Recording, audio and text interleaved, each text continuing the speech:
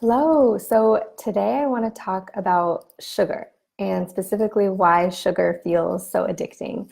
Oftentimes, when I first start working with a client, they'll say, I'm really good at eating healthy, or I know what I need to eat, but I'm addicted to sugar. I can't kick the sugar craving. I'm addicted to sugar. I need it. It's like a drug.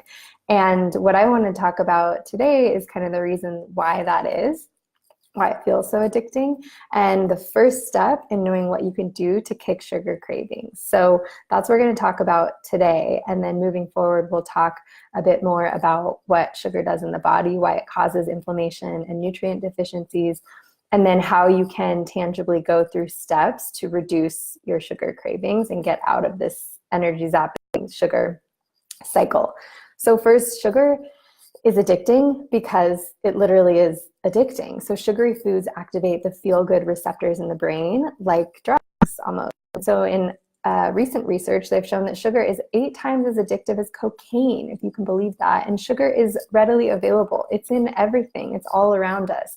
So it really is an addictive substance. And we can feel that, right? Like there's a big hold and a big pull on these sugar cravings that we can feel.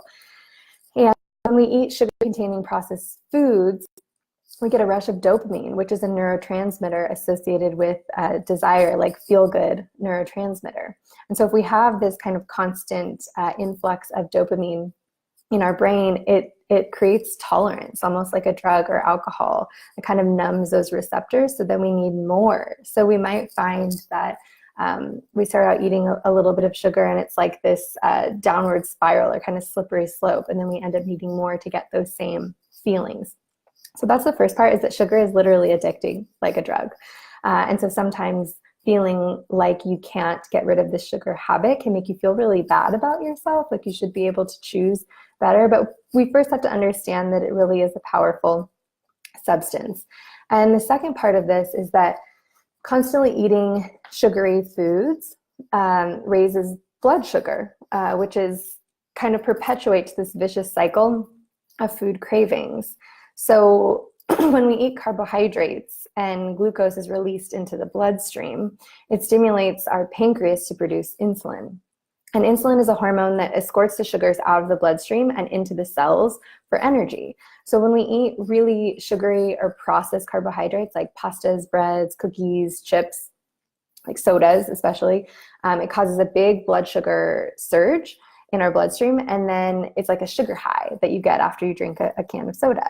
But what happens is our body doesn't like to have that much circulating sugar, blood sugar, going through our veins. So we send out insulin, that hormone, to be able to grab it, take it, put it back into our cells. And what happens there is a big glucose crash or sugar crash. So once we experience this crash, it's those, it's a state of low blood sugar, hypoglycemia, which can bring on those symptoms that we're really familiar with, like brain fog, difficulty concentrating, irritability, fatigue, feeling hangry, like feeling lightheaded or weak. And so then what happens then is you're stuck in that cycle. And so you're at this low point here, and your body is telling you, we need more sugar. We need more easy to digest glucose and carbs to bring ourselves back up. So you can see how you're kind of in this up and down vicious cycle. And having more sugar causes a high and a crash, which then you need more to bring you back to baseline. So that's sort of how it works in the body. And the first step, or the key to this, is normalizing blood sugar and considering cravings, which can be easier said than done, right? So the first thing you can do right now is to start to pay attention to when your energy drops throughout the day. So just start to pay attention and see in the morning, maybe you wake up with some more energy. Does your energy dip around 10 or 11 a.m.? You start to get cravings for sugar around then. Does it drop in the afternoons around 2 or 3? Or is it more in the evening after your big long work day? So first is notice the pattern of your energy, and some of these symptoms or feelings like irritability, feeling hangry, feeling lightheaded, all these things.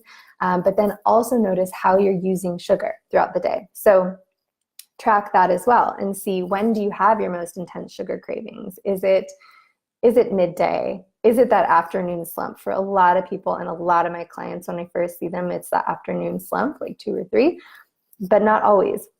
Is it in the evening after dinner? Or is it, sometimes it can be like through the middle of the night. So pay attention to your energy when it's highest, when it's lowest, when you're feeling those symptoms. And then pay attention to how you are using sugar. And this doesn't have to be just straight up cans of Coke, right? It's like little chocolate treats. It can be, carbohydrates like bagels or breads, whatever gives you that kind of feel good sugar boost.